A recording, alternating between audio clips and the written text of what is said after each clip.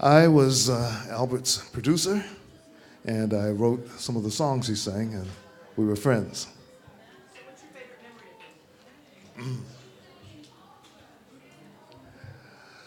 My best memory of him is when I was able to write the song the night before the session, Born Under a Bad Sign with William Bell. We got the assignment to write a song for Albert King coming in town from East St. Louis. And we wrote this song that we weren't so sure about, but the minute we started the first 4 bars of it and Albert played that guitar lick that he became so famous for, that just thrilled me. And there I was, 19 years old, playing blues with a real blues band. Honestly, I just couldn't believe it. It was just amazing. It was great. Yeah. Can you talk about what it was about Albert's guitar playing that made him so distinctive? It was I'll compare it to Jimi Hendrix. It was unorthodox. It was on the wrong side of the guitar. The strings were upside down. And he was, I believe he was pulling the strings instead of pushing them like we do. We pushed the strings up on the left side, and he was pulling them.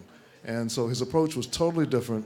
Then there was his personhood. There was his just big heart. He was a big man, a big heart, and he just was the blues. He was the originator. He was like B.B. King. There was no one close to him. So just to be around him was an inspiration. I'm sorry. How do you see blues evolving now in the 21st century? Where do you see it going? Blues is back. I just played with Gary Clark Jr. just a few minutes ago. Excuse me, and Gary was raised in Austin, Texas by George Raines and all those people that were hanging out with Clifford Antone down there on Congress Avenue. So the blues is still alive in Gary. And then, of course, you heard John Mayer out there who was doing Albert King as well as Albert King. But the blues is one of those genres like classical music. It was born, in the South here in America, and it has its life, and it'll never die. Last question. Do you remember the first time you saw American Graffiti and your song Green Onions in it and what you thought? George Lucas, American Graffiti.